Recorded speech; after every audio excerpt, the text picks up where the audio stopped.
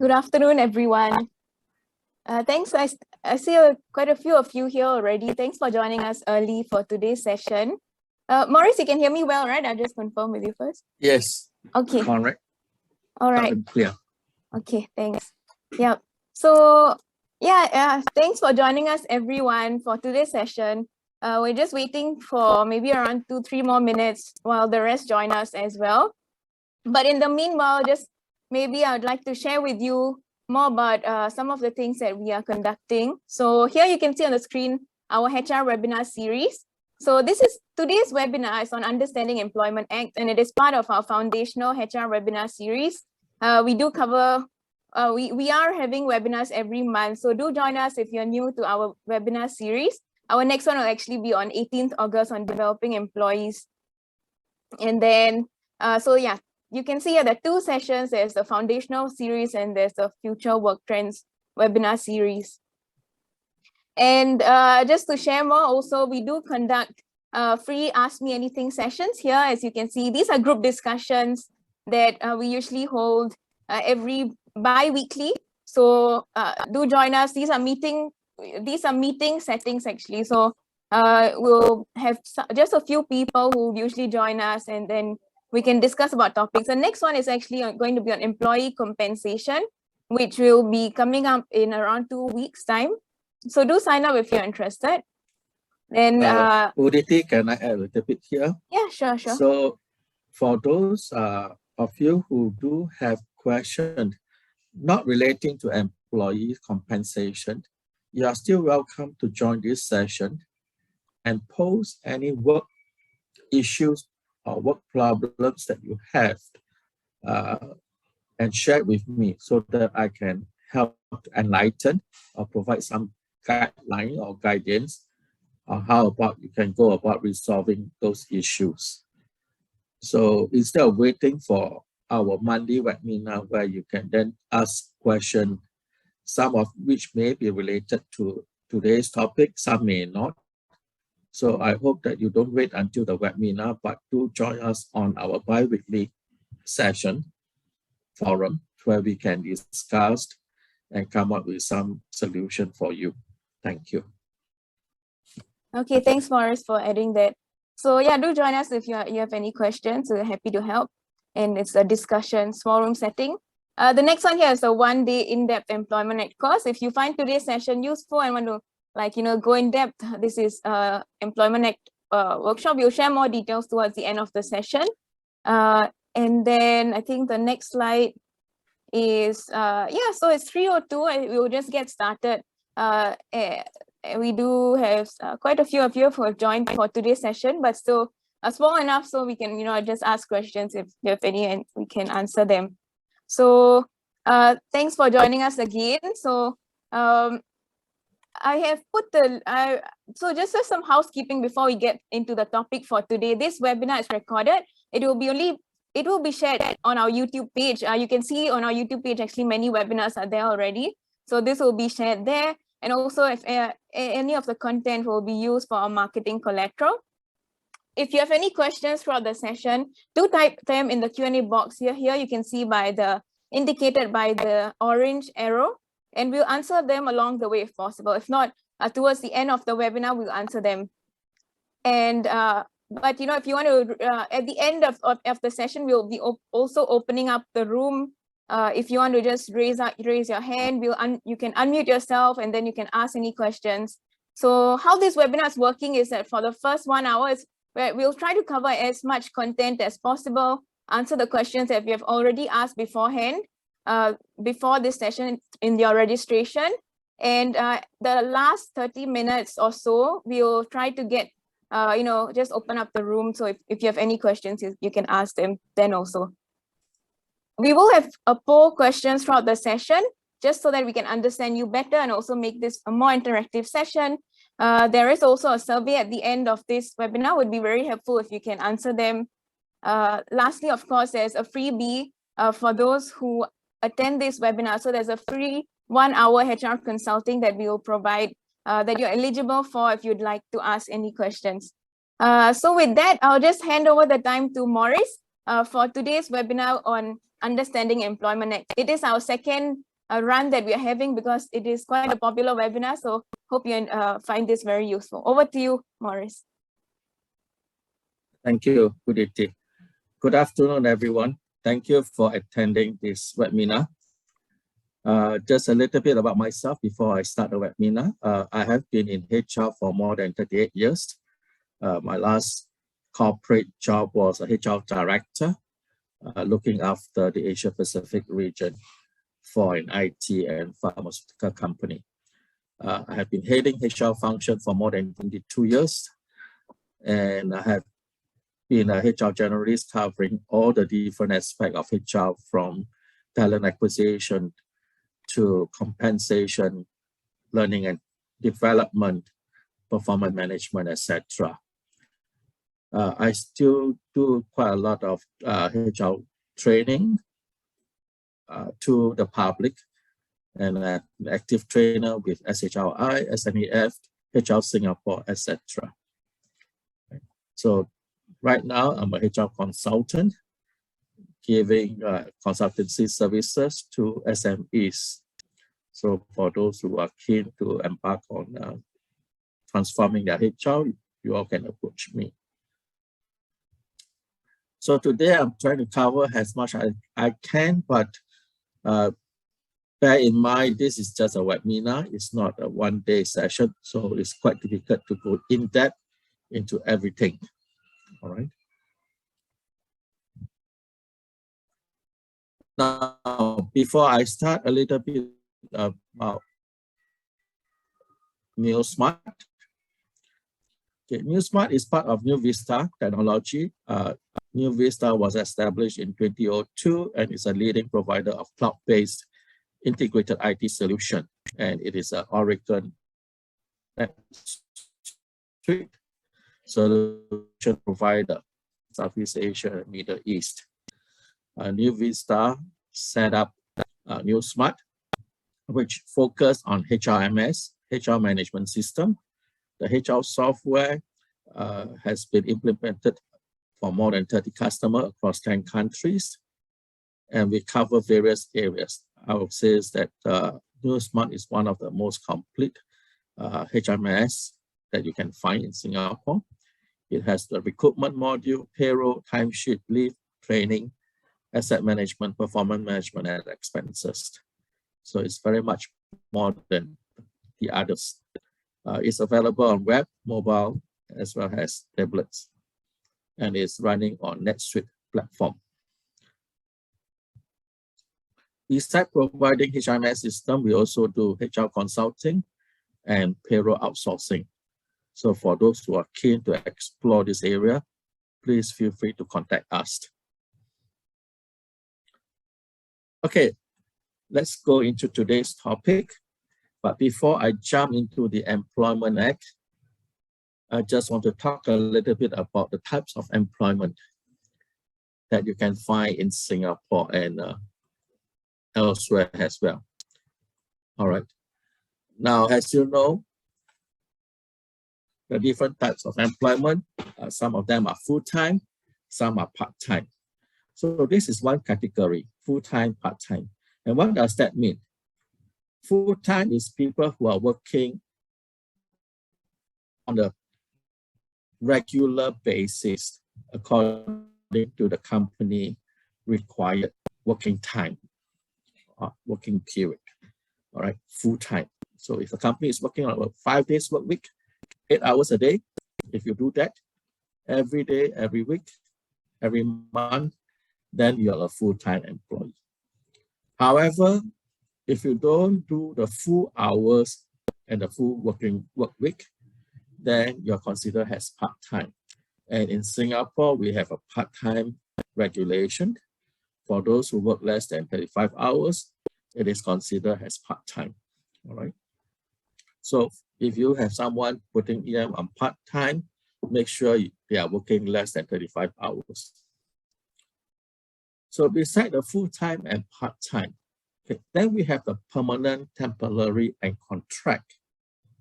Okay, and what does that mean? Permanent here means you are working in the company on a long-term basis. Okay, most of us are working in this kind of arrangement, and we call it employment at will or indefinite employment. That means there's no end date. It's ongoing until someone terminates the contract, either the employer or the employee.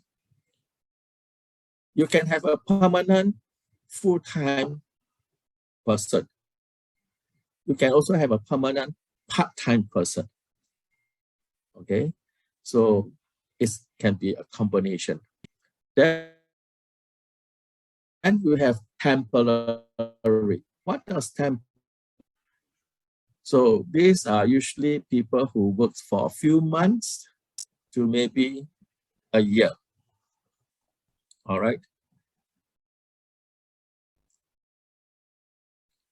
Sorry, the part-time, okay, is 35 hours a week, not a month. So sorry for my error there.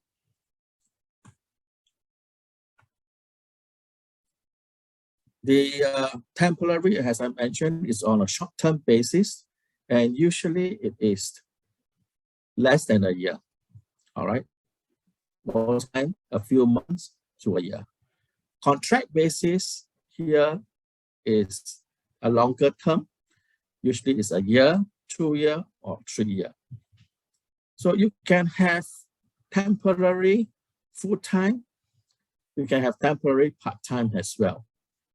And you can also have a contract full-time and a contract part-time. All right, so you have to understand the different type of employment so that you know which, when you draw an employment contract, how it works. Don't get mistake, don't get confused. And then we have the freelance. Freelance are getting very popular these days. We call it gig economy, GIG. So you have read in the newspaper lately about the gig economy, people working as freelance, and there has been a proposal to provide workman comp to these people. All right. So freelance are these people who does not have an employment contract. They have a contract for service. And you can have a full-time freelance, a part-time freelance, okay? And so forth, all right? So let me ask you, out of all these type of employment, okay, which type is covered under the Employment Act and which one is not? Anybody? Or what you can do is we have a poll. All you can do is put yes or no. Is full-time covered under Employment Act? Yes or no? What about part-time? What about permanent? What about the rest? All right. And then we will see what will be the result. Which type of employment is covered under the Employment Act and which is not?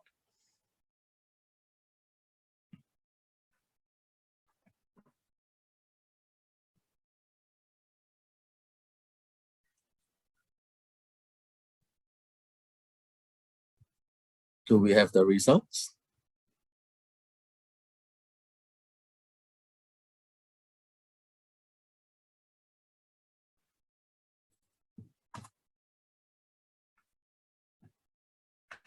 Well,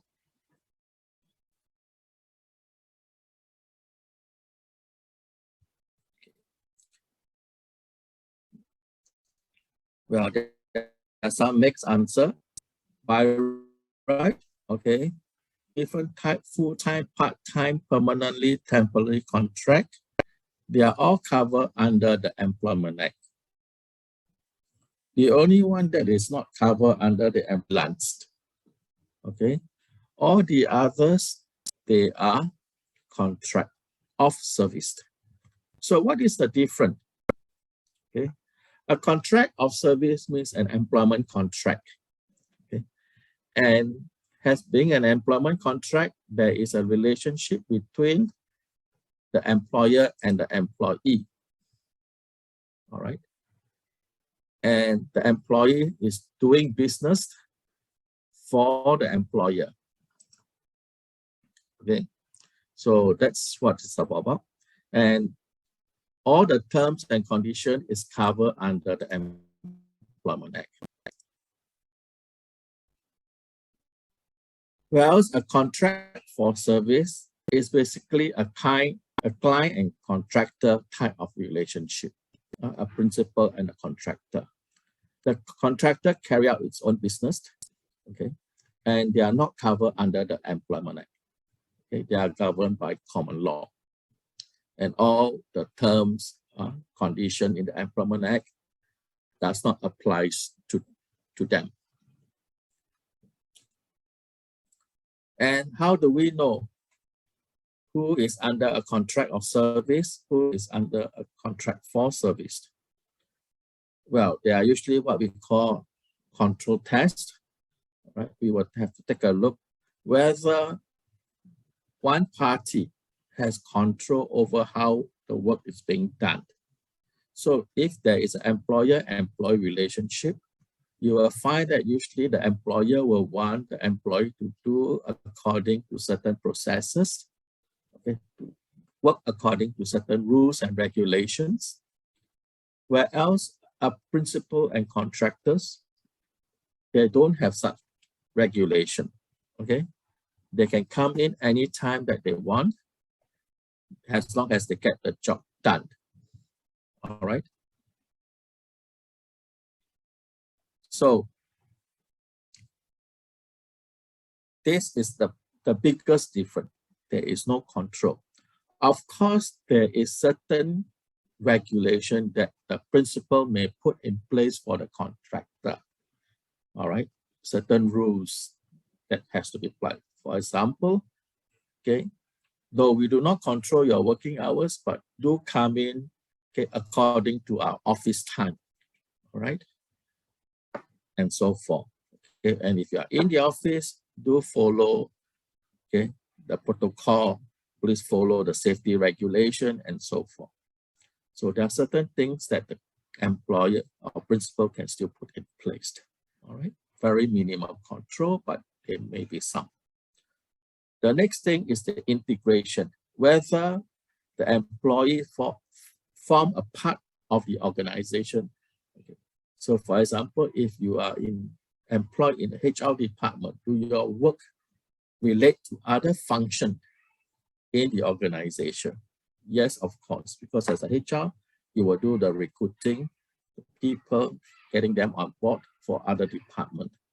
So your work affects other departments. You are part of the organization. For the contractor, it may be totally not related.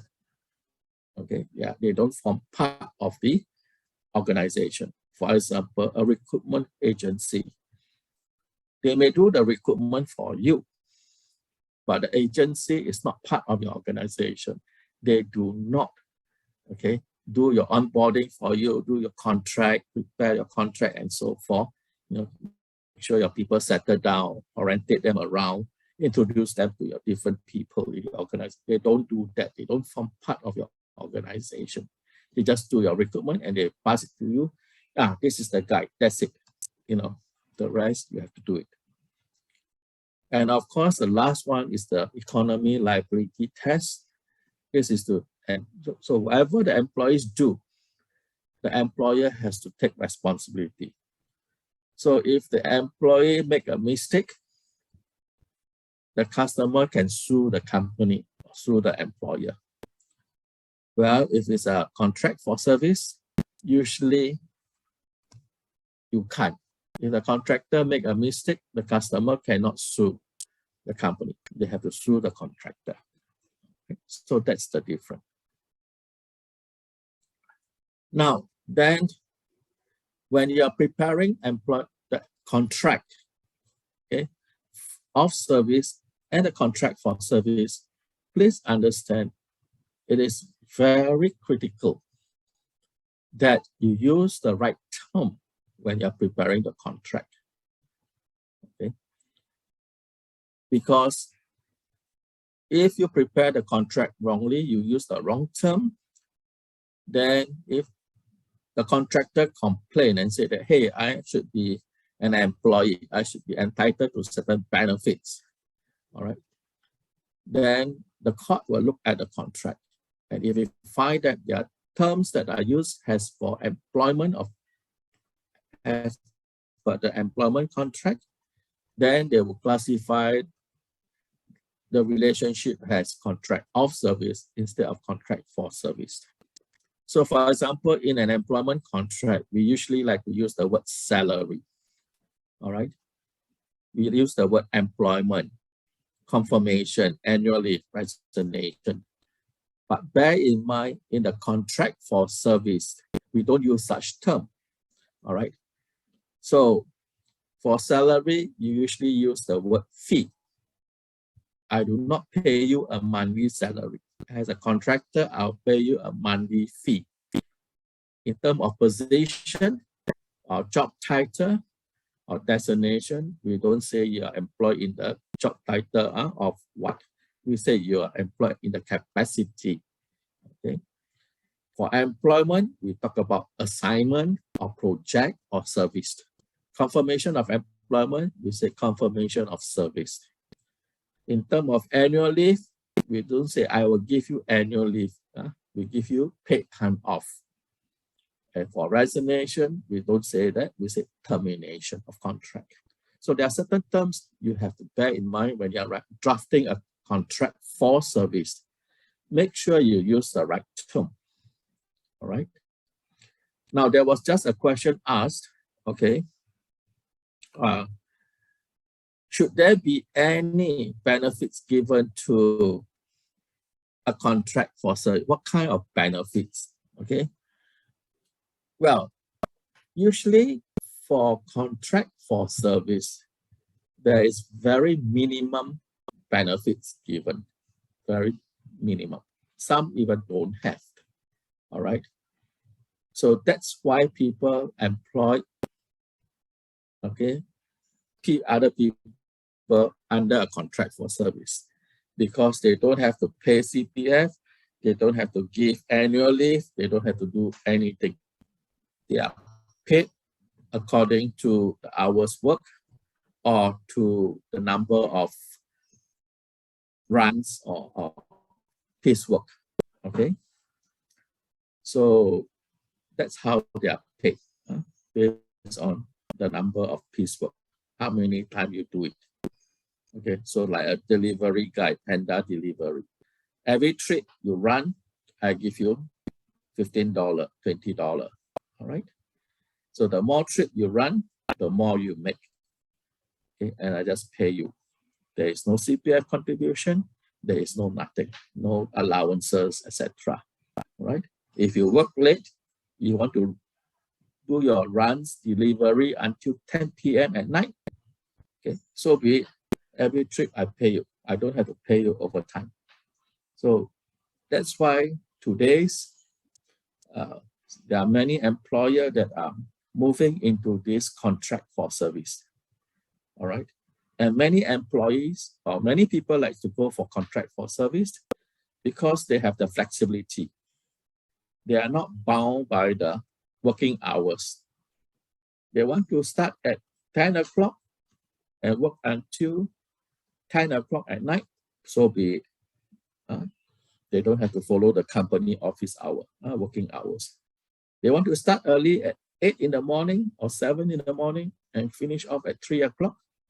They have a choice, all right? So it's up to them. And if I don't feel like doing any delivery today, I just don't turn up. I don't accept any delivery. So there is a lot of flexibility, okay? So benefits-wise for contract for service is always very minimum.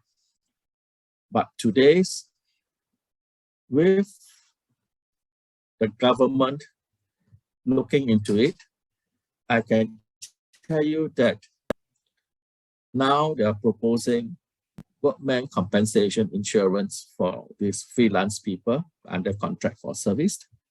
Next, they will be targeting and telling the employer or the company to pay CPF for these people. So it's coming soon, all right? And also to give certain other benefits. There are already some companies that do give contract for service, certain benefits like medical, okay? They give them certain amount of money to reimburse for their medical expenses, or certain time off. I say we don't call it annual leave, we call it time off. Maybe they will give them 1 year if you work continuous with me 1 year. I give you, 5 days. They don't call it annual, they call it time off, 10 days time off. So please bear in mind, there is no mandatory compulsory benefits. Because they are not under Employment Act, as mentioned already. Contract for service is not under Employment Act. So there is no mandatory benefit. Whatever is given, whatever benefits is given, is at the discretion of the principal. Okay, the principal, not the employer. When you come contract for service, it's not employer-employee. It is contract principal and contractor or the client. All right. So bear in mind that. So there was question asked during the registration, do we classify part-time cleaner as a contract of service or contract for service? Well, like I mentioned, okay, part-time falls under Employment Act. So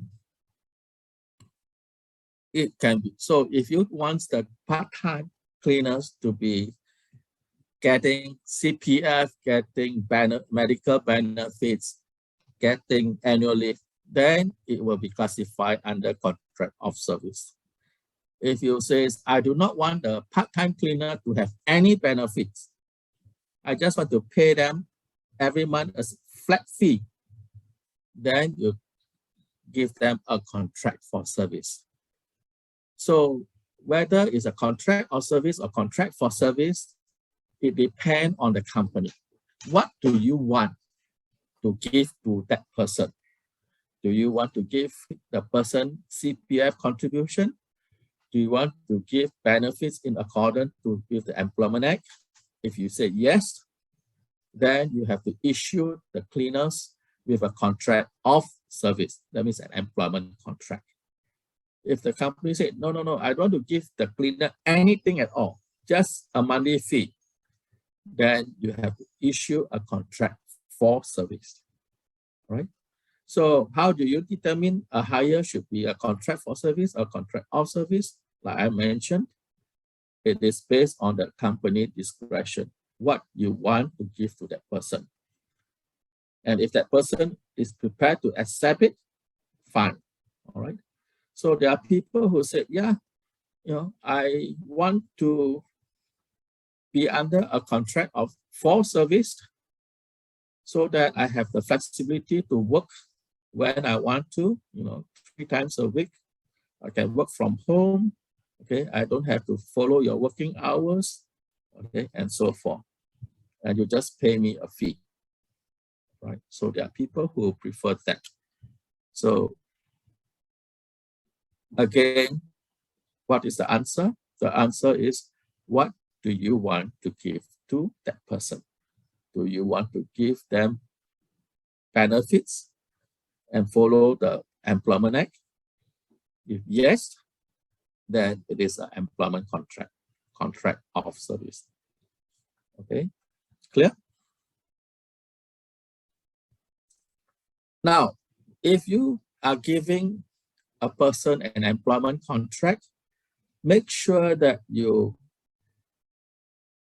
give them all the terms, okay, of employment in accordance to the MOM guideline. So a few years back, Ministry of Manpower issued that all employers have to give employment contract to an employee. If not, they have to give them the KET form and fill in all the. So what are the key employment terms?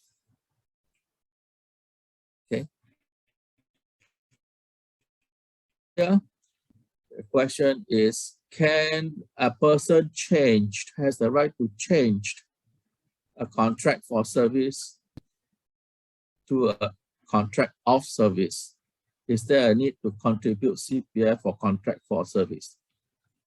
Well, to change contract from employment contract to a contract for service, it all depends on the two parties.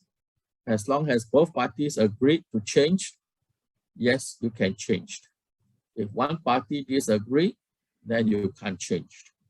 Okay, it's based on mutual agreement. So if the employer want to change your employment contract to a contract for service, you have the right to disagree. And if you disagree, then the company may have no choice but to terminate the contract. All right. But if you agree, then both parties can move on to change the contract from employment contract to a contract for service. And must a contract for service contribute CPF? I already mentioned just now. Under a contract for service, there is minimum benefits. There is no CPF contribution. Of course, if the company wants to give a contract for service, all the benefits according to the Employment Act and contribute CPF, nobody is stopping. I will be very happy. All the contractors will be very happy. All right.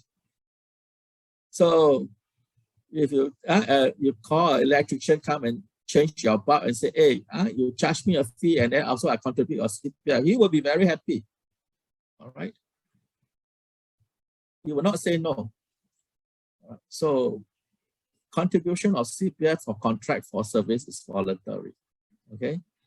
So like again, I mentioned, be very careful. You start to follow everything according to Employment Act, then you should not be issuing a contract for service. You should be issuing a contract of service. So be very careful. All right. We don't have much time, so I just want to run quickly. So all these terms you have to follow. So there is another question. Okay.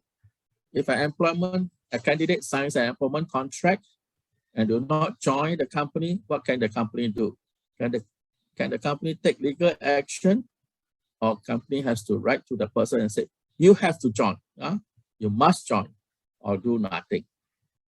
So let's take a quick poll. Just take what you think is right. And we will see the results.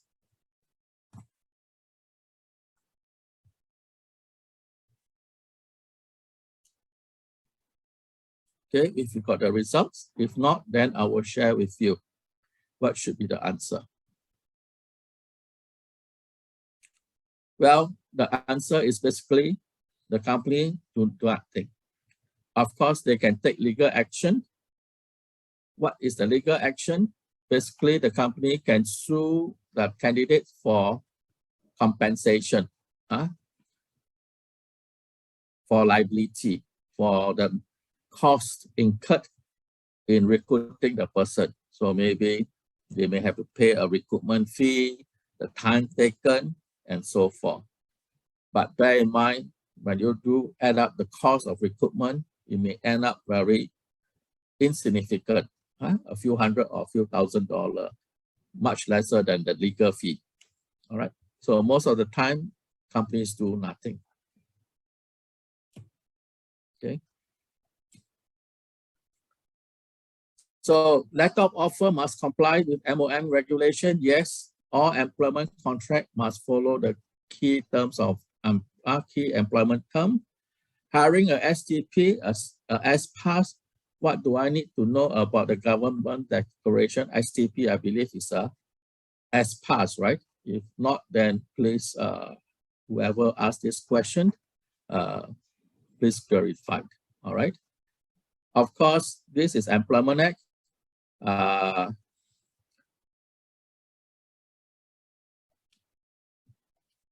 This is an Employment Act. So as past all this, you have to check with the MOM, Ministry of Manpower. Okay, what you need to declare. Of course, you have to make sure that you declare whatever is required in terms of the candidates' qualifications, experience, and so forth, etc. All right. So I will not cover this question because it's not part of the Employment Act. Now, there was the Employment Act itself, the Employment Act, basically, we had an Employment Act, which was introduced in 1968, and is a consolidation of various labor legislation, the labor ordinance, the clerk, the shop assistant in the early days. All these were combined into one, and it's today called Employment Act. And the Employment Act has gone through a few revisions. All right. So who is covered under the Employment Act? Everyone, all employees under a contract of service with the employer is covered under the employment. Even a manager, okay? Anyone who is getting a salary is covered under the Employment Act. Of course, only part 4 of the Employment Act does not cover the manager and executive. Okay, remember the whole Employment Act, part 4 does not cover the manager and executive. So when I say all employees, it means local and foreign employees, full-time, part-time, temporary, and contract, hourly, daily, monthly. So contract for service does not come under the Employment Act. Okay. And what is part 4? Part 4 basically deals with the hours of work, the rest day, and other conditions of service. All right. So you can always go to, goes to the MOM website to take a look what is in part 4, okay, if you want to. Okay. Now, there are a few things that you need to bear in mind. The Employment Act, okay, the definition of a workman. A workman is somebody doing manual work, earning a basic salary of not more than 4,500, or a non-workman not earning more than 2,006. Okay, so part 4 will apply to all these people. Okay, to a person who is doing manual work, earning up to 4,500, and a non-workman earning up to 2,006. Non-workmen are people doing administrative work, and so forth. And who are the managers and executives? Okay, executives are people who have official, supervisory, management function. Okay, they have the authority to make decisions on recruitment, discipline, terminations, okay, performance, or salary award. All right.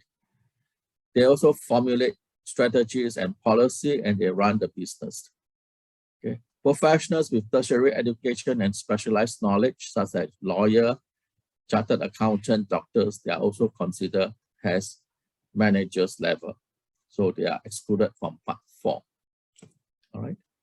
So bear in mind, a manager can still walk into MOM and make a complaint for wrongful dismissal or wrongful termination. Okay, because termination is not under part 4. Or if the company doesn't pay on time, a manager can also walk into MOM and raise a complaint. Okay, so because they are covered under the Employment Act. Okay. The Employment Act also stipulates various types of leave that the employer has to give to the employees. Okay, we have the annual leave, which range from 7 to 14 days.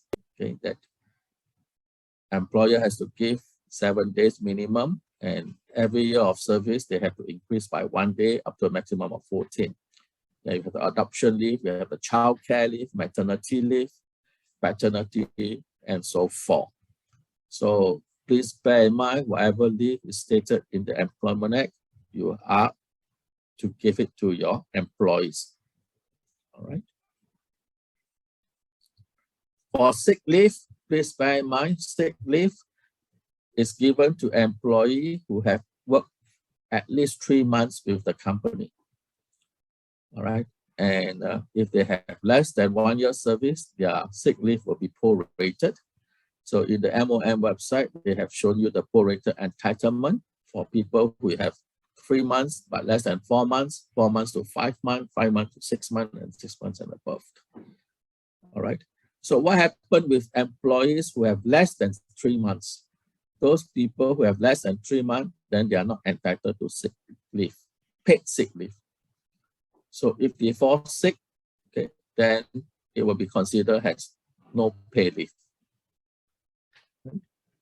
So if you are sick, you have to inform your employer within 48 hours. If not, you will be considered as AWOL, absent without leave. Okay. And no employee is entitled to sick leave on a rest day, holiday, or while on annual leave. So there are a lot of companies who practice, oh, if a person goes on annual leave and he falls sick, okay, please cancel my annual leave, put it as sick leave. All right, the law does not allow that. Okay, so please be very careful, don't violate the law. So if your company is providing 10 days of annual leave, but the market norm is 14, and employees are requesting management to increase their leave, and if you are HR, what should you do? All right. So what should you do? Do you want to increase to 14 days and make everybody happy except the management? Somebody say no, you don't, you follow 10 days. Well, then all the people will resign and you have retention problem. So what should you do? Well, HR, you need to be creative, okay? So one way of doing is instead of increasing the annual leave, where you have to pay and cash the leave if the person resigns and allow carry forward, you can change it to other leave where they can earn but they cannot consume, they will be forfeited. Okay, so the 4 days instead of adding to the annual leave, you can give a 4-day parental care or student care or whatever care leave. All right, so that it doesn't incur additional cost to the company. If they resign, you don't have to pay them. If they don't consume, we just forfeit. So both parties will be happy. So things like that. Be more creative. Public holiday, remember, we have about 11 days of public holiday. Next Monday is this Sunday is a holiday, so Monday is a rest day. So it's automatic. If a holiday falls on the rest day, you have to replace it with 1 day. So this Sunday is a holiday. Monday automatically becomes a replacement. All right. If a person has to work on a holiday, then you have to pay 1 day extra salary, or you give them a replacement off at another day. Please take note, if an employee is absent 1 day before or 1 day after the holiday, that holiday will not be considered. Okay, that holiday will not be considered. So there are some questions being asked about hospitalization. Is the company allowed to hold until the probation period is over? Like I mentioned, if your probation period is 3 months, then during the 3 months, you will not have any hospitalization or medical leave. If you are hospitalized or you're sick, it will be considered as no pay. But if your probation is 6 months, then the first 3 months, if you are sick or hospitalized, is no pay. After that, after the 3 months, you are entitled to paid sick leave and paid hospitalization, but it's on a prorated basis. Okay, after you consume your prorated amount, whatever excess is no pay. Okay. Can company withhold my salary utilization? If it's no, company cannot withhold your salary during hospitalization.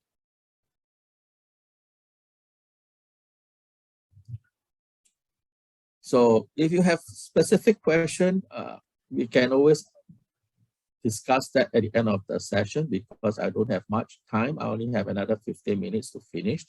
So I'll take your question and put it on the parking lot first, and we'll discuss at the end of the session. How should employer compensate exempt staff who is requested to work on a public holiday? Well, you have to replace it with 1 day off in lieu. All right. So for those people who are not entitled to overtime, you have to give them a day off, okay, where they can take at any other time. So for those who are entitled to overtime, then you pay one-time rate. For overtime, okay, please remember, an employee cannot work more than 12 hours a day, including overtime, and not more than 72 hours in a month. These 72 hours of overtime does not include overtime on rest day and public holiday. It's only normal working days and off day. Your rest day and public holiday is not included. Okay, and the formula used to calculate for overtime payment is the monthly basic salary times 12 divided by 52 times 44, which is 2288 hours. There are some deduction that employer can do. Deduct salary, absent from work. There is no cap, means if you absent 10 days, they are allowed to deduct 10 days. If you absent the whole month, then you got no salary for the whole month. There's no cap. Damage or loss of goods or money is 25% of the monthly salary. So what happens if the damage is more than 25%? Well, you have to deduct by installment, okay, over a few months. Recovery of loans and advances, the maximum is also 25%. Income tax, there's no cap. The maximum amount of contribution deduction is no more than 50%, except for the last salary. All right. Termination, for employment contract, there are various types of termination. You have resignation by the employees, or termination by the employer, dismissal, expiry of contract period. All right. So either you serve notice or you pay the other party's salary in lieu of notice. So for dismissal, usually it is for misconduct, and you need to hold an inquiry to make sure that there is evidence of misconduct before you dismiss. And if you dismiss a person, you do not have to give notice, and you do not have to pay him the benefits such as the balance leave, unconsumed leave, and so forth. Okay, you just pay him up to the last day. And usually it's immediate termination, 24 hours. So usually companies try not to dismiss an employee unless it's very clear it's a misconduct case. For poor performance and so forth, usually we try to terminate. Okay, when you terminate, you have to pay the notice period and all whatever is due to the employee, like balance, the complaint of wrongful dismissal or wrongful termination. Length of notice periods, okay, must be the same for both employer and employee. All right, and the notice period given, notice must be in writing, okay. Whether it's in writing, is in a letter form or email, is considered writing. All right. SMS, it is not considered as in writing. All right. So it all depends on the company policy, but formally, officially, WhatsApp, SMS will not be considered as in writing. Okay, it has to be on a piece of paper or email. Okay. The day of notice is included as part of the notice period. So the day I give notice is the day the notice starts. Even though I give the notice at 11:59 p.m. Yeah, it's still considered as 1 day. I give is that day is considered as 1 day of the notice period. Even I give the notice on 11:59, I send my email. Okay, 11:59 p.m. I send my email to my managers that are resigning. That day is considered. Both parties has the right to waive the notice period. Okay. So there are some companies who likes to give long notice period. Tell the employee you have to give 2 months, 3 months notice period. It is a good practice. All right. I don't think we have much time to discuss. I will skip this. But personally, I don't think it's a good practice. I don't think it's a good practice. If you have put everything in place in terms of your succession planning or backup plan and so forth, proper processes and SOP, you don't have to worry about 2 months, 3 months. Okay, because if you put long period, it is not going to be very good. All right, please bear in mind that people asking for the slides for this. Unfortunately, I don't give a shop. I do give away my slides. So there are questions from the audience about deduction for training bond from last salary. Well, if you terminate if the person resign, whatever need to be recovered from the employee, including the bond, okay, liability, it can be recovered and there is no cap. Okay. But make sure that there is proper documentation. There is a letter between the employees and the company saying that he has to pay back certain amount if he resign and so forth. So make sure that there's a proper trading bond being institution. Okay. Termination of staff that are non-performing. Well, like I say, if a person is not performing well, it's best to terminate by giving notice and paying all the dues. Okay, where that is the unconsumed leave and so forth. Serve proper notice if it's not performing, because it's very hard to justify. It's very subjective. Company may say the employee is not performing well, but to the employee themselves, they can say, I'm performing well. All right, and they can make comparison with others employees and so forth, and then you have hard time justifying, unless you have very clear documentation, such as warning, failing to meet sales target, assignment projects, okay, and errors, negligence, then you can terminate.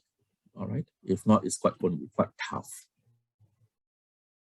Please bear in mind the retirement age of people is 62, and if you retire at 62, the company has to re-employ the person up to 67. All right. If not, then the company may have to pay a one-time employment assistance payment, EAP, up to 3.5 months salary. All right. All this can be read up in the employment, okay, MOM website. So I'm going to skip this, okay, because like I mentioned, if you hit 62, you have to re-employ them. This is something that I need to stress, that employer, you need to be aware of the fair employment practices, okay, set up by TAFAT, okay, Tripartite Alliances for Fair and Progressive Employment Practices. Okay, and this TAFAT is set up by the 3 pillars of Singapore labor, which is MON, NTUC, SNEF. And the 5 principles on the fair practices are recruit based on merit, all right, respect employees, provide fair opportunity, reward fairly, and comply with all labor laws. So these are the guidelines given for the fair employment practice. Bear in mind that today's launching a complaint against the employer, against the company is very easy. So much so that we can see the number of complaints has gone up in MOM. Now they just go to what we call Employment Claim Tribunal, ECT, and you can file a complaint, all right, against the employer. So the very common one is wrongful termination or dismissal. Then the other more common one are failure to pay salary on time, fail to contribute to CPF, etc., etc. So then these people from the tripartite, they will investigate the case, and if his employer is found at fault, they can either warn the employer, issue a warning to the employer to rectify the errors and pay back or compensate the employee, or in more serious cases, they can fine the company and even get the person imprisoned the owner of the company.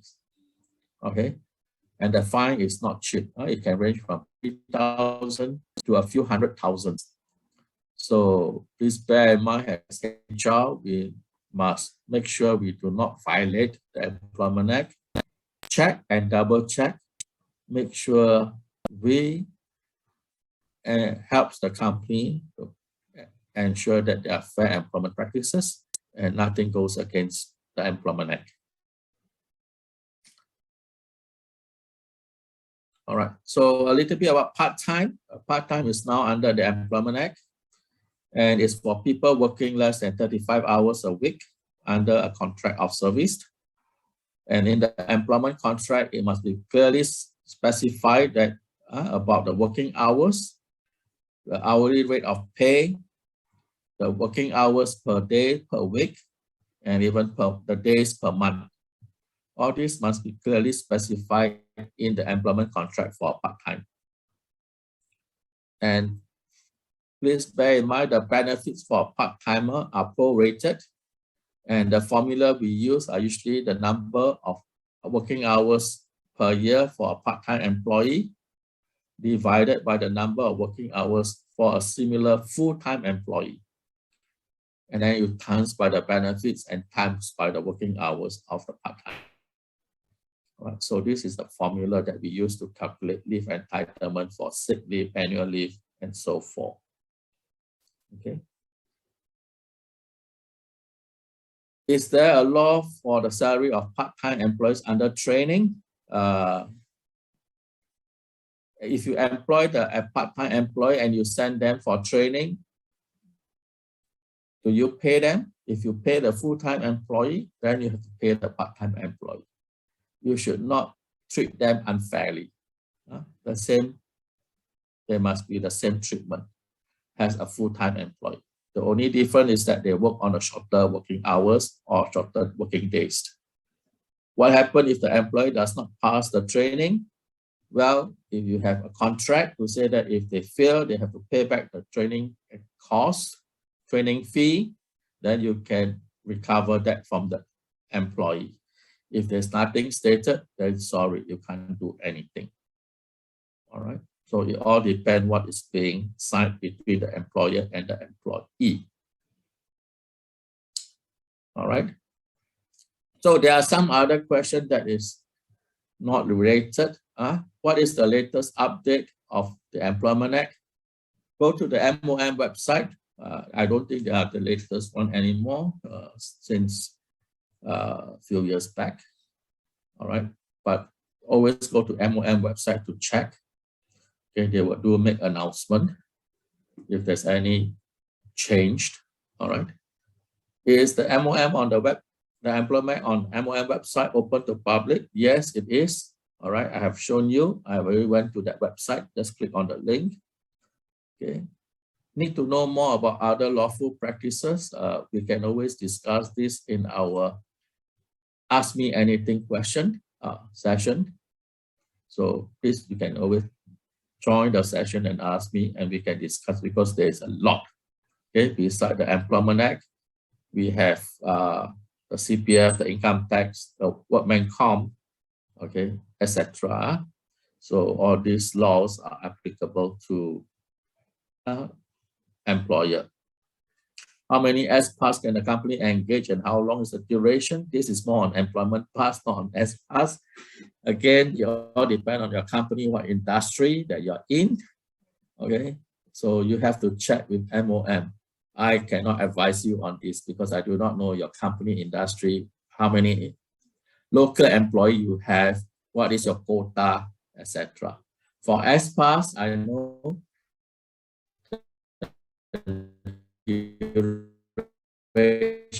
yes. Okay. We have work permit, we have S-Pass year, and then we have the employment pass, which can range from year to 2 year or 3 year, depending on PR. So these are the about working permit. You can also go to MOM. Okay. So what are the changes? I said always go to MOM website where you can learn about the latest change. So this is 2019 already. So since 2019, there's not much changed. All right. And then, of course, the MOM website. That's where you can learn about the work permit, the S-Pass, and so forth, the Employment Act itself, workplace safety, and any other things you want to know. Okay, it's all here. So it's free. You can go and visit it. Always remember, go in and read about it. If you don't understand, then join my session and join my session, ask me anything, then we can discuss further how to take up the case, okay, and how to resolve. Here again, this kind of question, please post it to me during Ask Me Anything question about hybrid work arrangement, working remotely for foreign workers, and so forth. Okay, so I hope to see those people with this question, asking this question. I hope to meet you during the Ask Me Anything session. Then we can discuss further because I need to understand a little bit of background before I can answer. Okay. How we can help you? Okay. Before we do that, we have launched a poll. Can the participant please help me to answer the poll on your feedback about this webinar before you go off? And for those of you who can spare some time, okay, after this webinar, then I will try to go through some of the questions, okay, that I have missed out if you are still around and I can talk to you and answer. Okay, so for us, how we can help you, we can help provide consulting services. So if you need us to help you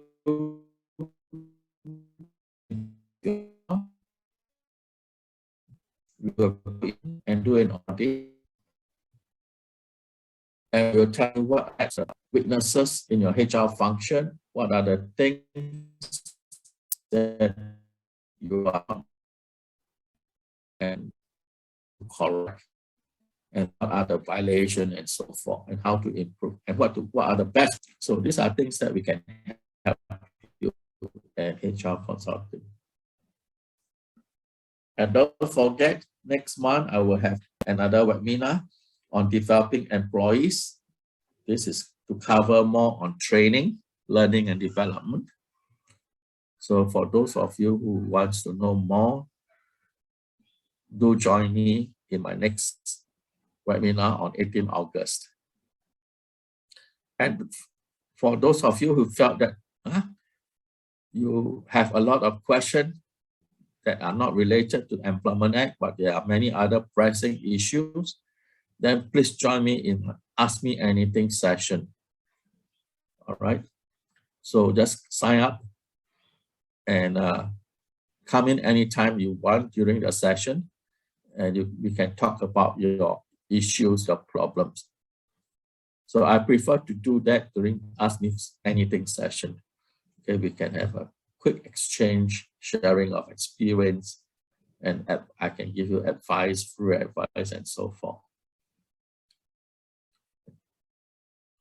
And of course, for those of you who really want to know more about the Employment Act and felt that today webinar could be a bit rushed, but you want to really know more in depth, and join me on 19th of July, next week, the following week, and we can really discuss very in-depth about the Employment Act. Okay.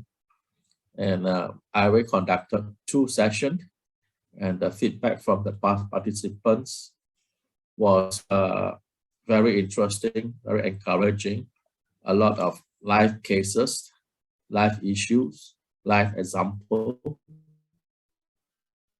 and there are many ideas that they have picked up that they can implement in their organization. They were very happy. So join me on 19th of July. And for those of you who does not have a HR software, bear in mind, this is the best time to pick up one. All right. You get a HR MS free implementation if you purchase any NetSuite ERP.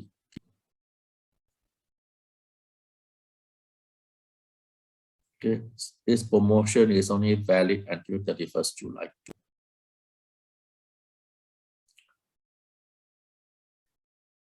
Go to our website.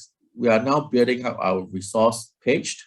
Okay, so go to resource page and you will have guidebooks on leading HR practices. I've written a few. I have the employment contract, effective interviewing techniques, onboarding,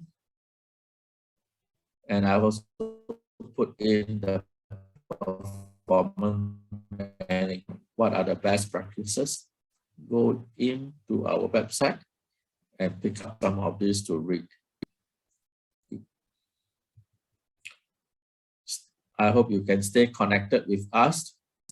Okay, there are many ways on LinkedIn. Okay, or you can write directly to us if you have any question or you're interested in any of our services. Okay, if not, now it's 4 o'clock. I'm going to open up the floor to participants for you to ask questions again. If you have any question that you have, and you can, if you want to stay back, you can ask. Is it compulsory to issue contract for part-timer? Who was the one who is asking for STP holders under Employment Act as well? They pursue an internship. STP, is it as pass or is it short-term past? Maurice, Busi just raised up hand, so I'll just unmute. Unmute her.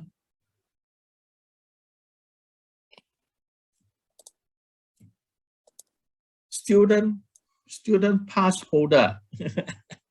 All right. Student pass holder is basically not covered under the Employment Act. All right. They are not covered under the Employment Act because they are students, they are on internship. All right. So internship, they don't get paid a salary, they get paid an allowance. I think it's 700 or 800 or some, they pay the intern 1,000, 1,200 a month, and that's it. There's no CPF contribution, there's no benefits. Okay, because they are still students, they're covered under the school.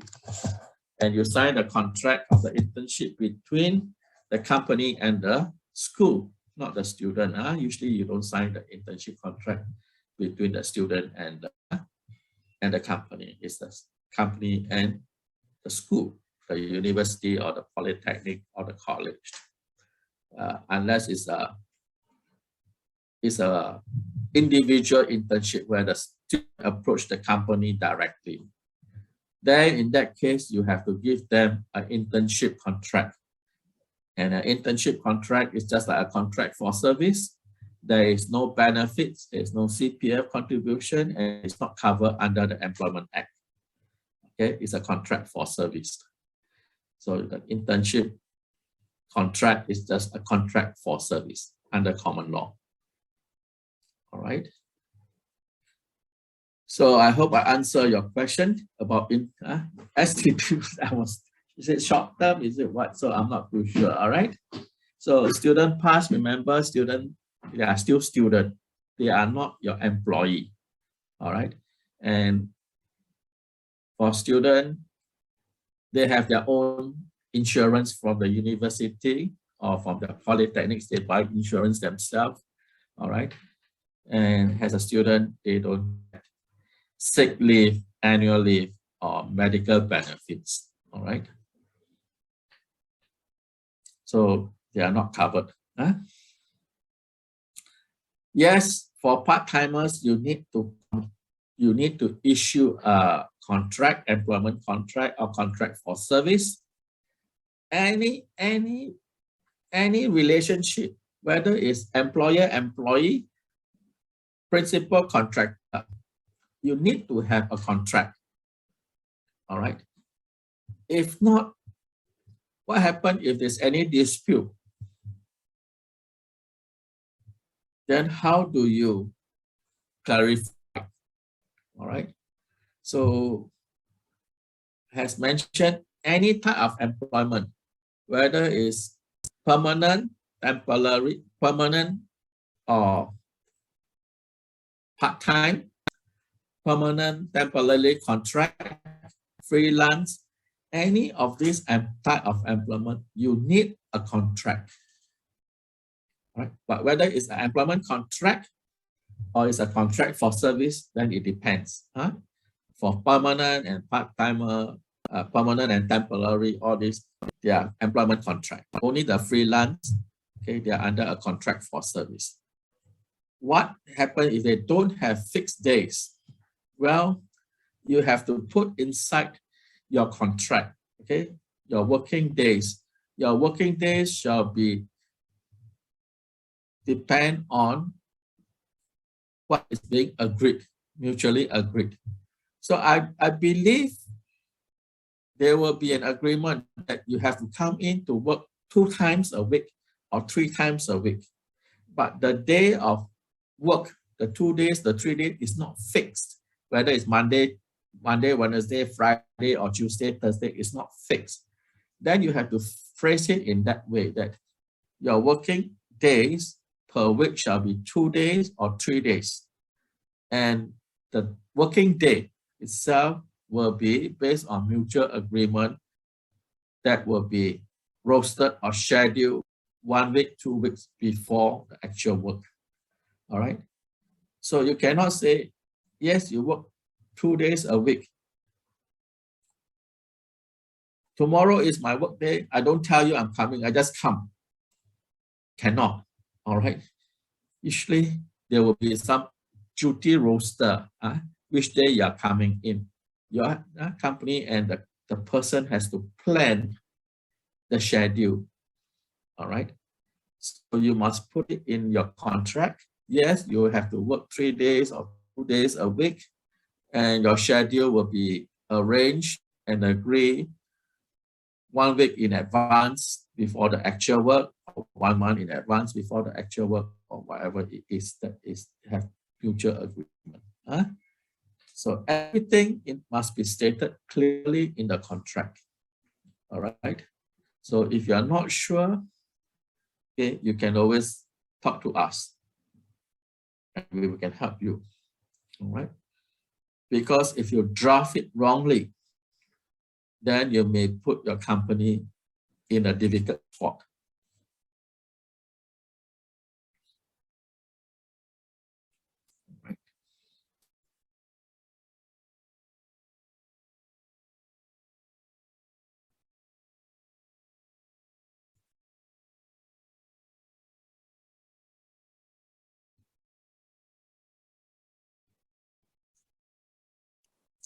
There Hi, was a Maurice. question. Yeah. Yes. Yeah, I was just looking at the previous question.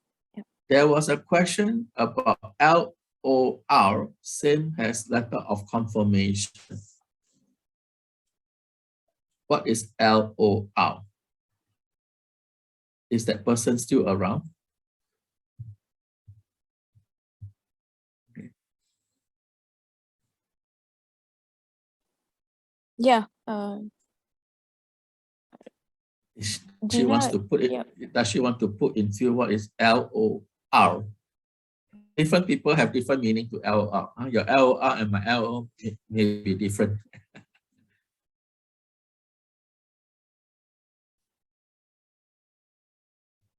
What is LOR? Gina, if you're still there, you can unmute yourself or just put in the chat.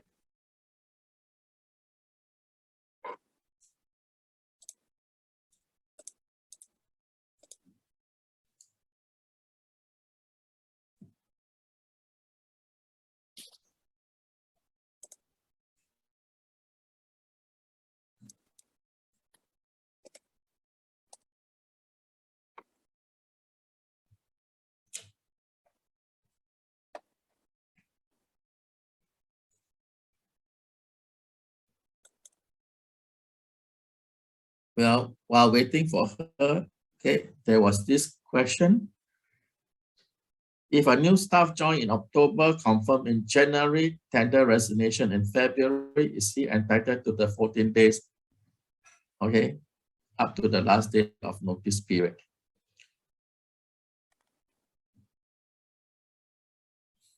He joined in October,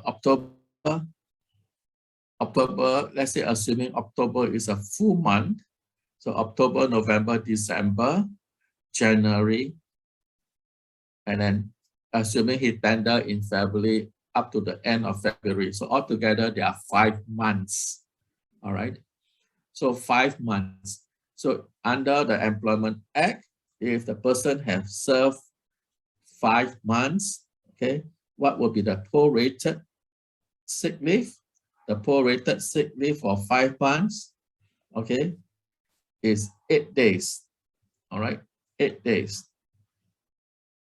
So if he has not taken any of the 8 days, do you have to pay him?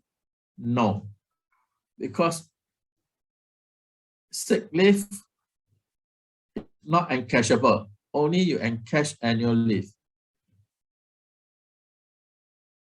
All right. So even he have 20 days, so what? Cannot be encashed. You don't need to encash his sick leave. All right. You only encash is what? Annual leave. All right. The balance annual leave that is unconsumed. Sick leave, we don't encash. So even he have a balance of, yes. Grace here. Okay, let's say the staff has passed 6 months, maybe not tender in February, but tender in the year. So according to the MOM website, as long as the staff has served 6 months of service, they are entitled to full MC, right? So yes. It's not encashment, but the staff takes MC during the notice period we have to give, right? Yes. So because staff is able to take up to full 14 days. Is that yes, correct? Because he has crossed, first he has meet 2 conditions. He has meet 2 conditions. 1, he has passed the 3 months. Even your probation is 6 months, but technically under the Employment Act, he only need to work 3 months or more, then he'll be entitled to prorated sick leave. So he has passed the first criteria. All right. Then the second criteria, 6 months and above, he will be given 14 days. Okay. So therefore, if he have worked more than 6 months and he will take MC on the last month of service, he's entitled to basic leave. But I'm surprised that he has taken 14 days within 1 month on his last month. Cannot be. We are in healthcare, so actually our notice period is not just 1 month. It could be 2 months for the senior staff. Okay. Yeah, so my question fundamentally is we can't stop them even if they use up You cannot. Okay, can. Thanks a lot. Yes. Yes, you have to pay. All right. Of course, you have to counsel the person, even though he or she, you see he's taking a lot of MCs during the last 2 months of his service. As HR, you have to step in and talk to the manager. Hey, we need to counsel the employee and find out what happened. All right. So why is he taking all the sick leave? All right. Because if he goes on leave, it will affect the other employees. Why? The other employees will have to do and cover up his work, do more, and they will not be happy. So you need to send that message across to the employees. Hey, do not be selfish. All right. Let's continue to have a good attitude. Even though you don't like our organization and you are not happy with your work, please bear in mind to display cooperation and team spirit. Make sure you help your fellow colleagues, because you never know. One of these days, you may need their help and they will just tell him or tell her off. Last time when you resign, you every day on MC, you give all your dirty shit work you got to do, you just go on MC and we have to cover for you. Now you want our help. No way, we're not going to help you. All right, so tell him or tell her not to do that. Continue to help one another, because we never know, we may need their help later on. Okay, so please counsel those people. This is what I do when I have people who I notice a bad attitude and so forth, and I was tell, hey, you're resigning already, so why do you still want to show this kind of attitude? Okay, then next time if your employer, potential employer, call the company and ask for referral, how should we give? Should we give them a positive for you? Or if they call your friends or they call your direct immediate manager, what reply do you want? So if you are going off, please continue to put on a good show just for the last few days. Then go off peacefully. All right? And in good form.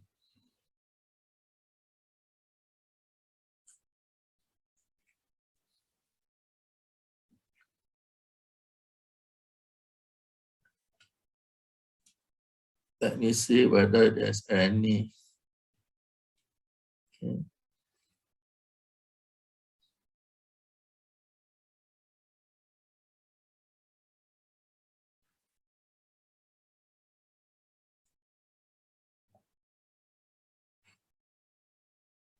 Anyone has anything else that you like to ask?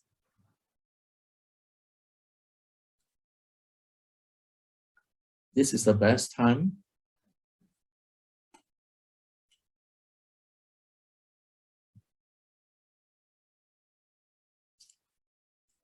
Letter of offer. You're back. Okay. letter of offer and letter of confirmation is different. So usually in Singapore, it's not very common to give a letter of offer. Most people will give straight a letter of contract, letter of employment or employment contract straight away. They don't give a letter of offer. But I know there are a few companies that will still do. They will start with issue a letter of offer to the candidate, selected candidate, say, hey, we're going to make an offer to you. We're going to give you your employment contract. Okay. And the offer is basically we're offering you the position of what, and your monthly salary is this. All right. Do you accept? All right. So it's like a letter of intent to offer, right? Letter of intent to hire. All right. So, but many companies has removed this because it's very cumbersome. Why? Because when you send a letter of offer to the candidate, selected candidate, the candidate sometimes will say, hey, I'm not going to accept your offer with just telling me your position and the salary. I need to look at all the terms and conditions. I want to know working hours. I want to know what is the medical benefit. I want to know what is the number of days of annual leave and so forth, the termination notice, etc. I need to have the complete picture before I can accept your offer. So please let me see your employment contract before I sign. So because of that, many companies has moved away the letter of offer and straight away give the letter of appointment or the employment contract to the candidate and say, there, the contract, please sign if you're happy with everything. Then the employee, after reading through the contract, will sign off. All right. So if you are still practicing the letter offer, okay, I'm not sure whether you want to change that, but if you still want to continue, you can still do so. Issue a letter of offer to the candidate for them to accept the offer. Then you send them the employment contract, or maybe you give them the employment contract when they on their first day of work for them to sign. All right. And then what happens if on the first day they find that there are certain terms that are not happy, they want to change, they want to negotiate, then there will be a lot of time wasting. All right. They may not be able to start on that day. So letter of confirmation, this is usually given if there's a probation period, and when you finish your probation period, then there is a letter of confirmation that you're being confirmed. Okay, and you'll be entitled to all the benefits that is enjoyed or entitled by full-time employees, confirmed employees. All right. So there is a difference. So you need to know your recruitment process, okay, so selection process. So usually people will start off with a letter of offer. Then they will issue an employment contract.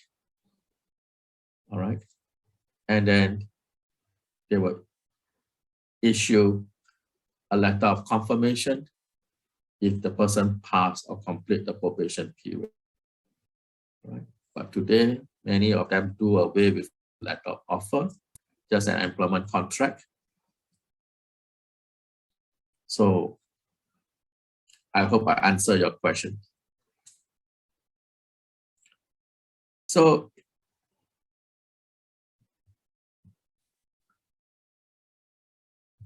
after confirmation more than agreed duration, so letter of offer, Gina, maybe you want to unmute yourself and clarify. I'm not too sure. After confirmation more than agreed duration, no letter was given. So what do you mean that maybe you want to unmute and explain your question, your issues? Hello, Maurice. Yes. Afternoon. Hey, just a quick question, sir. If after Mm. the confirmations verbally, there is no letter of confirmation was given out. So Mm. do we still consider as a confirmation or just like sit under But the was anything said to the employee? huh? Did the manager tell the employee that you are confirmed? Yeah. Then the employee is treated as confirmed already. Because Even though there's no confirmation, but as long as the manager tell the employee, yes, you are confirmed. So let's say there is a 3 months probation period, but the manager say there is a 3 month based on the letter of offer. But after 3.5 months, right, they tell him, okay, you confirm, but there is no because after the confirmation there is the rate been raised that means the salary will be raised out to how many percent, but they tell him you confirm but without any raise. So he also in the position like he also very blur what to do with this. Okay. So first there was a letter of offer. So this letter of offer is more like your employment contract already, right? Correct? I think yeah. With all the terms of working days, working But hours. now is they don't provide any confirmation letters. Letter. They just tell you, okay. Now, is there anywhere in the letter of offer that states that after upon confirmation, your salary will be adjusted by X%? Yes, there is. There is, right? Okay. So then the person can raise the issue to MOM. Okay, says that the company has informed me that I have been confirmed, but they have feared to raise my salary. And of course, the MOM will ask him, how do you know that you are confirmed? Then he has to justify and say, yes, my manager has spoken to me on this day, at this time, and so forth, to say that I have been confirmed. So the one way or another is that it's good that you advise the employee or advise the manager, okay, or both.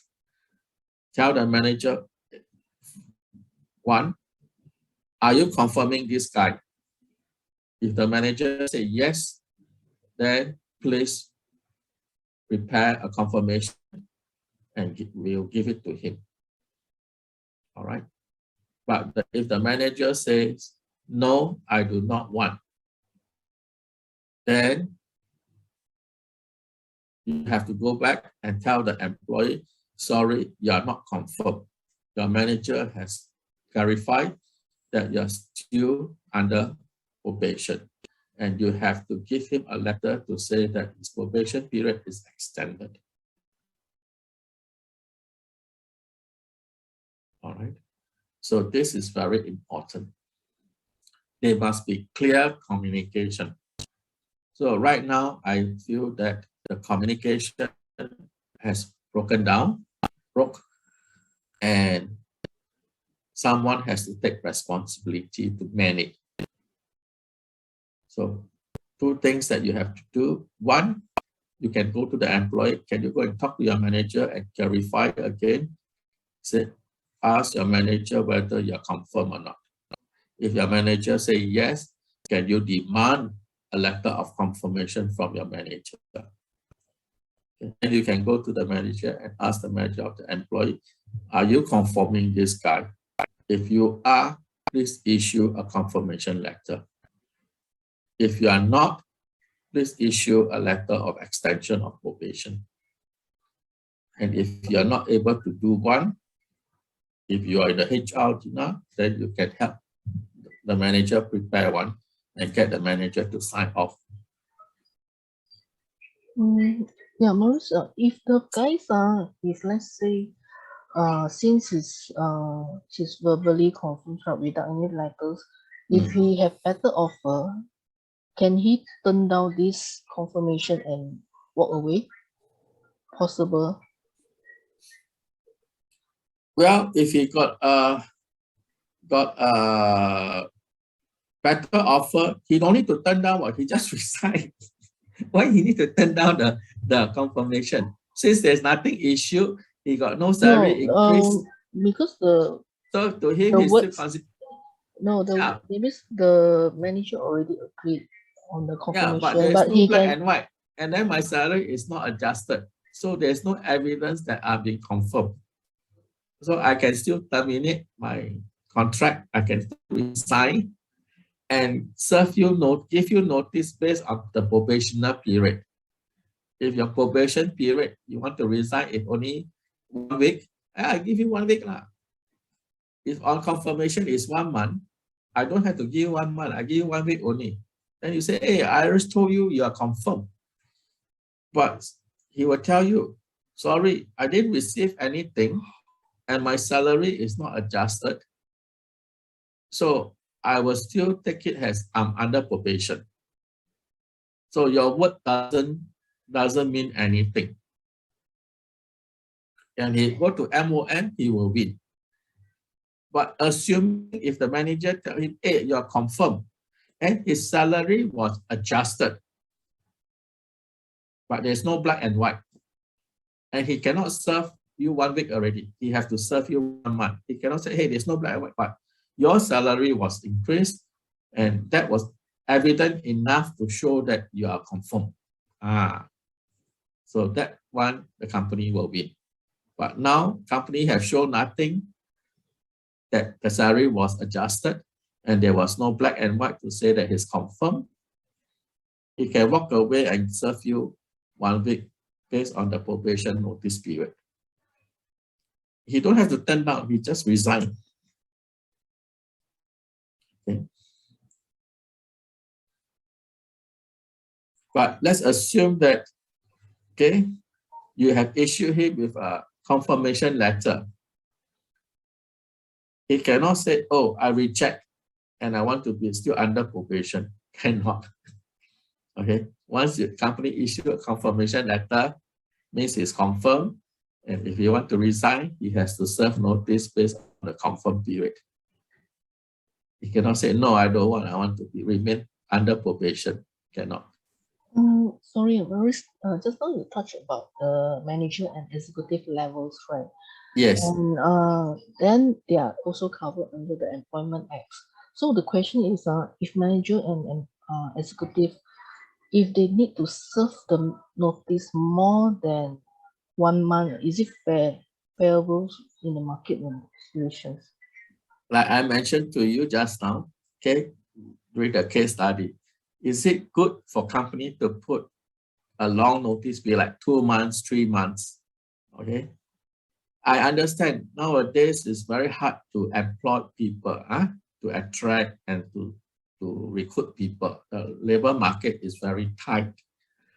So to prevent people from jumping, many companies have put in place long notice period to discourage employees from leaving. All right. So this doesn't work. This makes the employee more frustrated, more rebellious. And I know there are many employees who resign without a job. They tender first, then they look for a job. And during the notice period, they show very negative attitude, and that is very bad for the company. So my practice, my value, my belief is that as a good company, your notice period should be reasonable. It should not be too short. It should not be too long.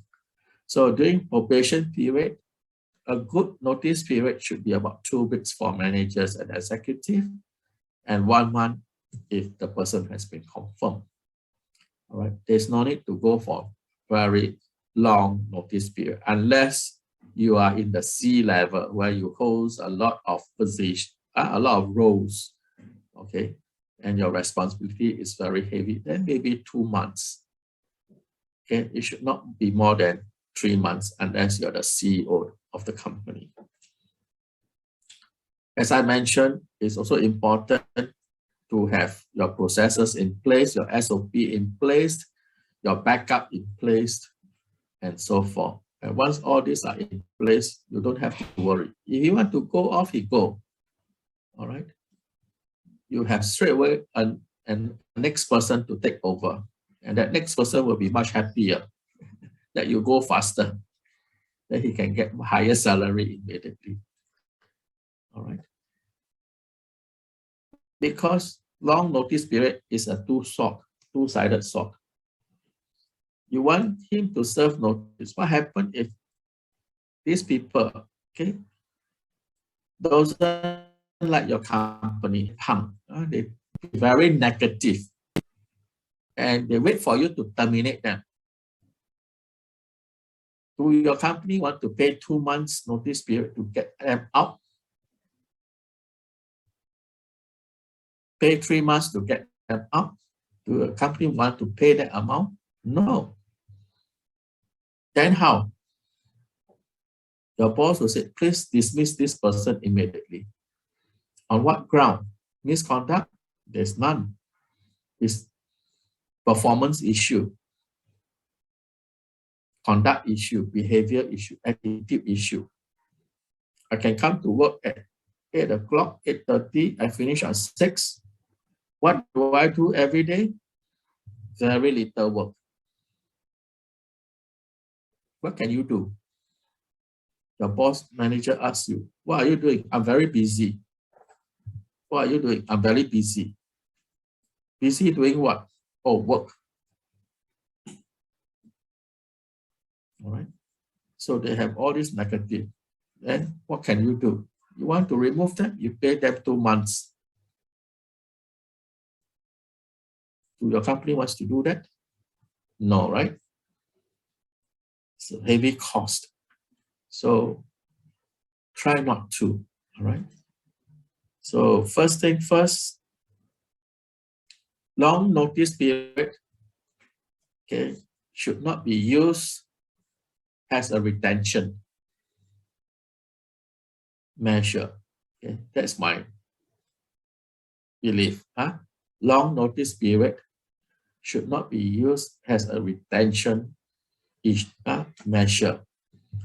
Long notice period is needed if that person holds multiple roles, wear multiple hats, all right, and need time to hand over the work to multiple people. Then yes, it needs more time. Or the person responsibility is very great, like the CFO, COO, or whatever is CEO, very heavy responsibility with not only in charge of the local operation, but the region or whatever it is, then yes, they may need more time, maybe up to 3 months or even 6 months, okay, to hand over. So it all depends on the work, the responsibility. For those people, they will have no complaint. They'll be more than happy to hand over properly because these are people with high values, high capability. They don't want to rule their reputation in the marketplace. So I hope I answered your question about 2 month notice, 3 month notice. Okay. Maurice, this one, if we just realize the letters of offer, the notice is too long, can we nego on the short? That means nego for the terms to be shorter. Can. They'll need to negotiate. If you say now you are having 3 months, you want to reduce, just reduce. The employee is more than happy. But of course, if it's from 1 month, you want to increase to 2 months. Then you have to negotiate with the employee. They might not be happy. Reducing is okay. Reducing, usually you don't need to negotiate. You just tell the employee, they will sure accept. I doubt anybody will disagree, right?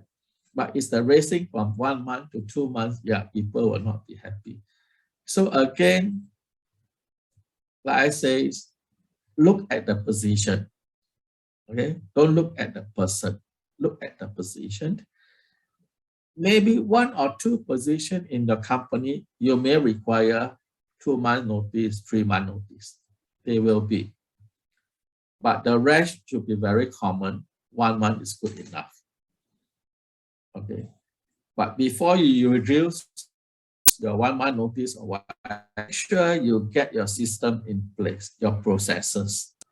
Means there is someone to back up the other person, and make sure you have proper SOP of the work, proper JD, job description, what is the responsibility, and then the SOP, the work process, and so forth. When all this is in place, then you can reduce your notice period. All right. So, and you have to tell the employee that please cooperate, let's come together, get the JD up, get the SOP up, and then we will reduce the notice. Once you say that, they will do for you. And it's very fast because they want their notice period to be down. Okay. They will be more than happy to help you set up all this SOP. Because at the end, who benefit? They benefit. They get reduced notice period.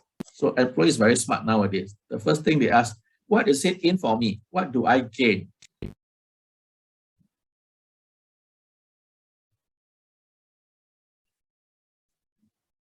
All right. Does that answer your question? Maurice, yes, I think that's all. Back to you. Good, thank you. Any other question? Feel free to ask. I only have another few more minutes before we have to end this session.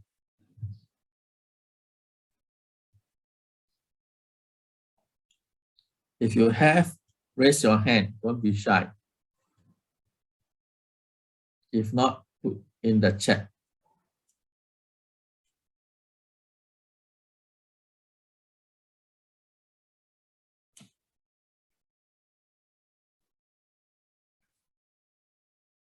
Anyone else?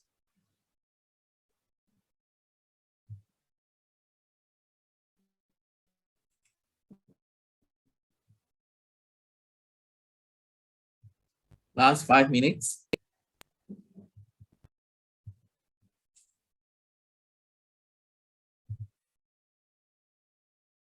Maurice, sorry, Yes. me again. Okay. Hey, I'm more interested for the manager and executive levels. Yes. In the Employment Act. Okay, which Okay. areas they are covered, and why it's not covered as a whole? It's a partial. Yeah, that's my doubt, sir. Okay.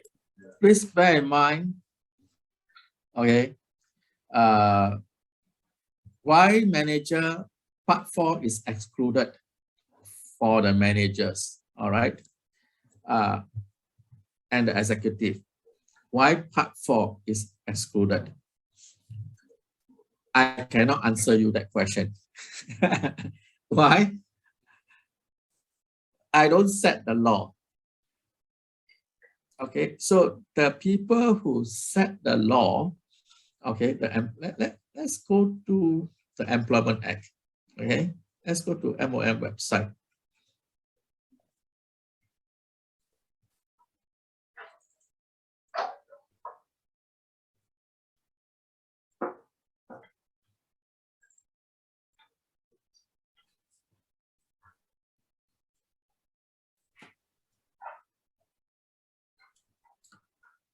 Okay.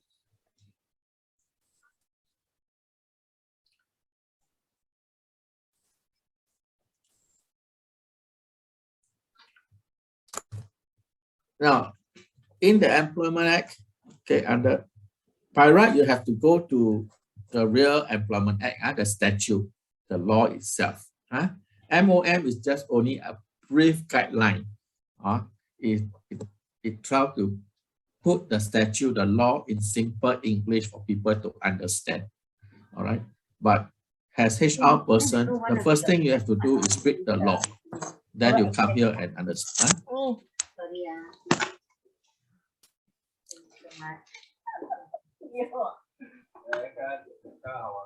Okay. So part 4 clearly says that it only applies to people with certain salary level. Okay. And it does not cover all managers and executives. Okay. So this 4005 and 2006, this is decided by the Minister of Manpower. Okay. The Minister of Manpower, they will do the Ministry of Manpower will do a study each year. Okay.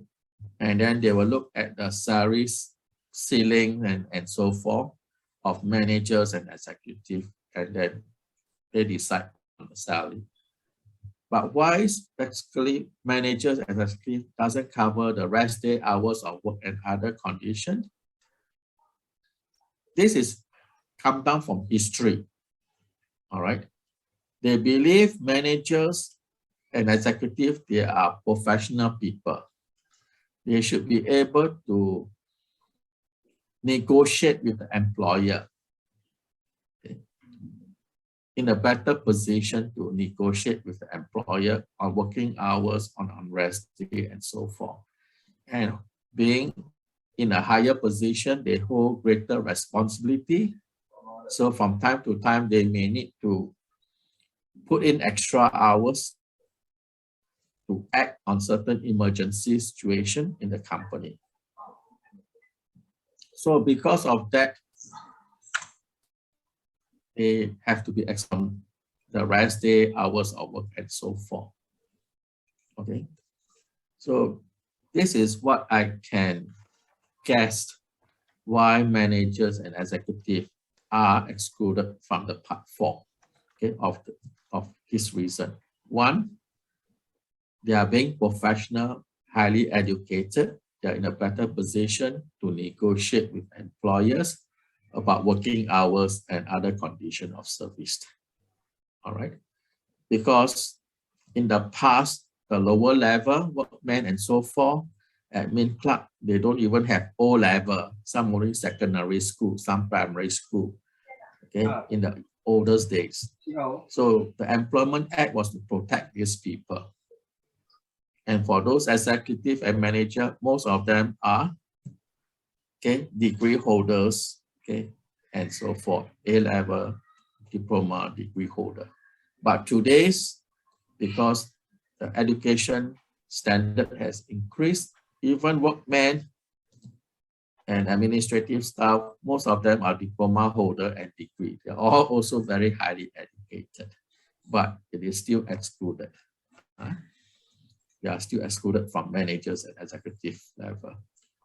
And as you know, as a manager, sometimes Saturday, Sunday, if there's an emergency in the office or in the factory, they have asked you to come down, you have to go down and solve the problem. All right, you're on call. So you have to be flexible because of your responsibility. So that's why in the early days, they say because of that, you are excluded from the rest days, hours of work. It's not compulsory, you must have. You can always negotiate. If the rest, your rest day, you need to work, you can negotiate with your employer for another substitute day. You're educated high enough. Okay, so that's what I believe how they differentiate between managers, why they are excluded from part 4. The rest of the other parts, they are included. Okay, so all other parts, they are included, like annual leave, medical benefits, etc. They are all covered, okay, by they also affect the managers and supervisors people.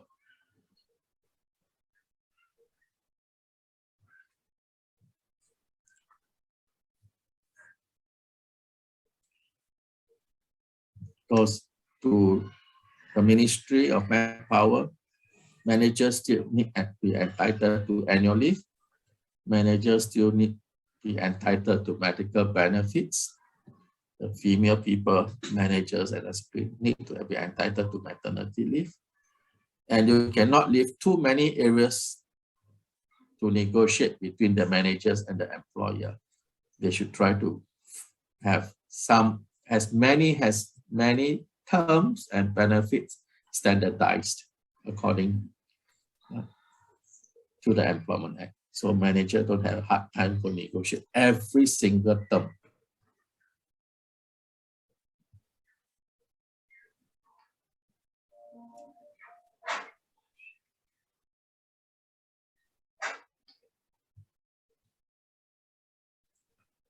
Does that answer your question, Gina?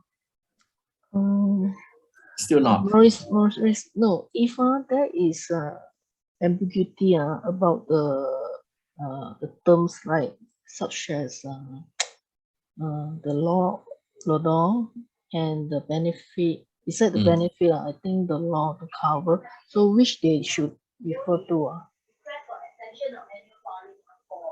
Sorry, if the executive. If the executive wants to know which part of the law that is applicable to them, is that what you're trying to say? If they are not very clear, they want to look out. So which sources, the help sources can be referred to? Okay, for them, they can always send an inquiry to MOM.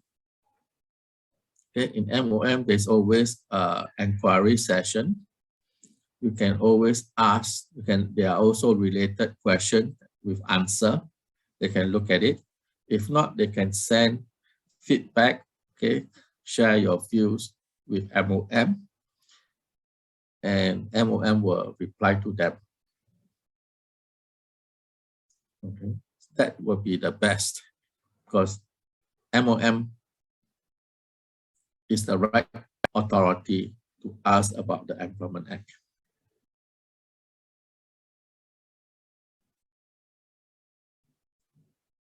Sorry, Maurice, because we have made inquiry through MOM, and they say they not cover the manager and above levels.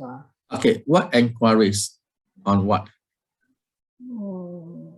Is it rest day part 4? If it's part 4, then they will not answer you. Okay, if it's part 4, they will not answer you.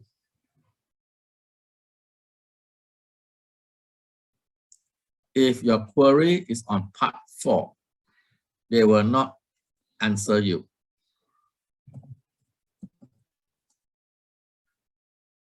Okay. If it's on any other thing, they will answer you.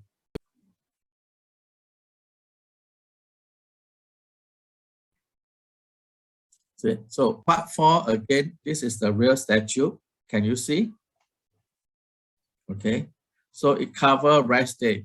Anything to do with rest day, they are not going to answer you. Oh, if you go and write to MOM, say, I'm a manager, I have to work on a rest day, and my employer never give me an alternate off day or never pay me overtime.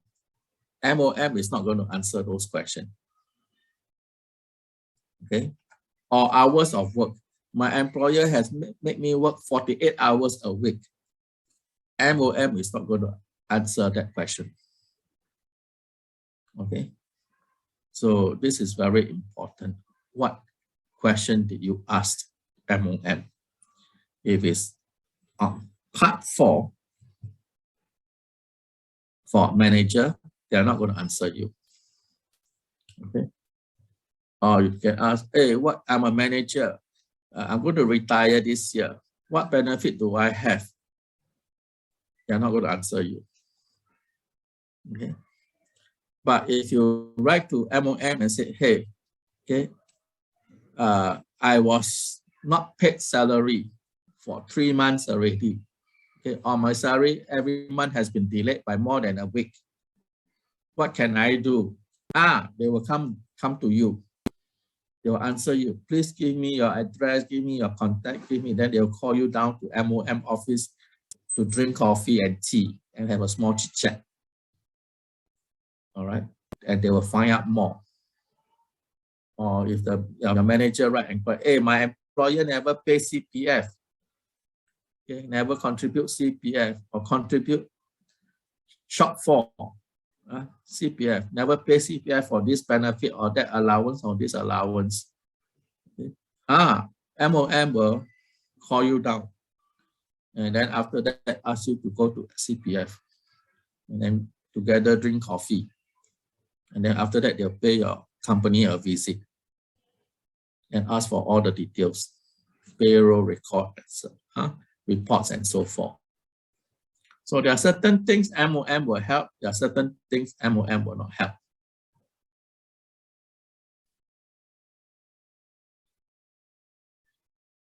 Okay. So bear in mind, there are certain things you need to look at. Go to the statute itself, the law itself, and you can find this on very easy on the government statutory website. All right.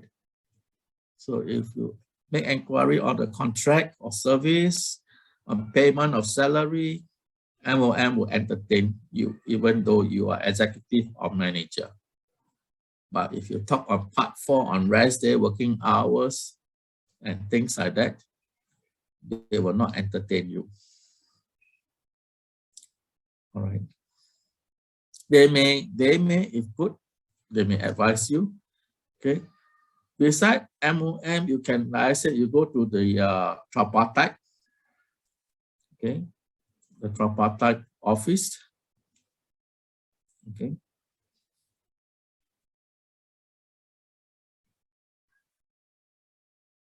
And you can make inquiry that whether is it covered under, are they able to help you? Okay.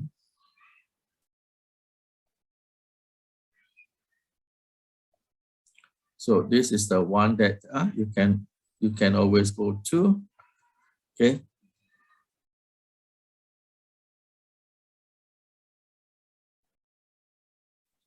Tripartite Alliance for Dispute Management. Okay. You can always write to them, seek inquiry, and they will give you some advice.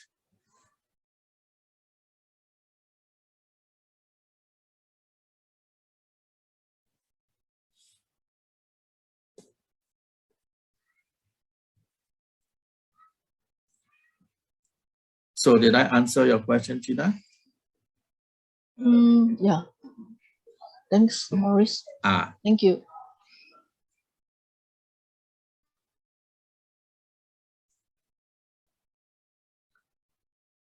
Okay, so with that, thank you very much for your attendance, your presence, and hope to see you all in the next session. Thanks everyone again for joining us, and Maurice also. Everyone, I think it has been like over 2 hours now. 2 hours, over 2 hours, and still quite a few of you are here and asking questions. So good to see that you're having actively participating.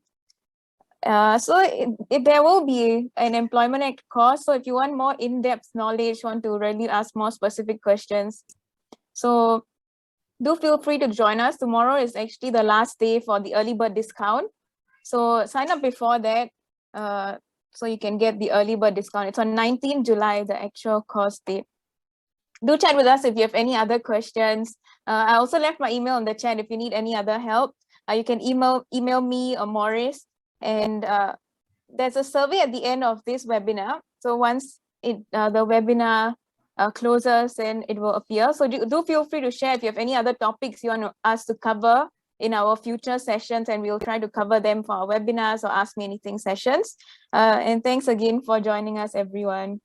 Have a good day. Thank you, everyone. Have a nice day. Bye-bye. Bye-bye.